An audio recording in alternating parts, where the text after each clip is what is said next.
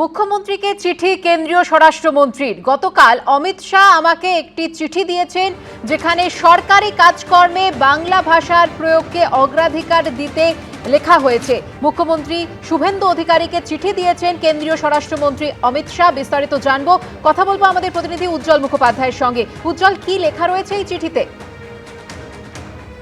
দেখো, সেটা হচ্ছে যে গতকালই অমিত শাহ যখন রাজ্যে এসেছিলেন তখন তিনি মুখ্যমন্ত্রীর হাতে একটি বাংলায় লেখা চিঠি তুলে দেন এবং সেই চিঠিতে মূলত যেটা বলা হয়েছে যে সরকারি কাজকর্ম সেখানে বাংলাকে অগ্রাধিকার দিতে হবে, বাংলা ভাষাকে অগ্রাধিকার দিতে হবে, সরকারি সমস্ত কাজ বাংলা ভাষায় করা সম্ভব এবং সেটা যাতে গুরুত্বের সঙ্গে করা হয় সেই আশা তিনি মুখ্যমন্ত্রীর কাছে রেখেছেন।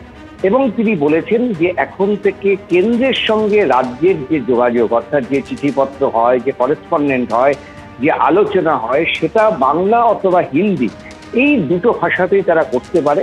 অর্থাৎ বাংলা ভাষাতেও যদি কেন্দ্রীয় সরকারকে কোনো চিঠি পাঠানো হয় সেটাকে কেন্দ্রীয় সরকার শুধু গুরুত্ব না, মানে এই ভাষাকেও স্বীকৃতি দেওয়া হচ্ছে।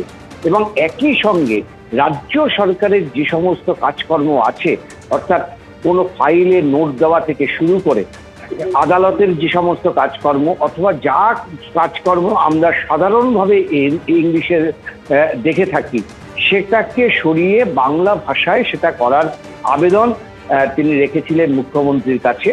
আজকে মুখ্যমন্ত্রী ঘোষণা করেছেন যে 1 সেপ্টেম্বর থেকে রাজ্যে সমস্ত সরকারি কাজকর্ম বাংলা ভাষায় করা হবে। অর্থাৎ এখন থেকে সরকারি যে নথি সেগুলোকে বাংলা ভাষায় করা হবে, যে চিঠিপত্র দেওয়া হবে সেগুলোকে বাংলা ভাষাকেই অগ্রাধিকার দেওয়া হবে, যে নোট দেওয়া হবে সেখানেও বাংলা ভাষাকে অগ্রাধিকার দেওয়া হবে। এমনকি পুলিশের যে কাজকর্ম আমরা দেখেছি যে সাধারণত কোনো এফআইআর করতে গেলে বা প্রথম যে রিপোর্ট জমা দিতে হয় অথবা যে কোনো বিষয় থানায় গেলে সবটাই কিন্তু এখনো পর্যন্ত ইংলিশে প্রচলন রয়েছে।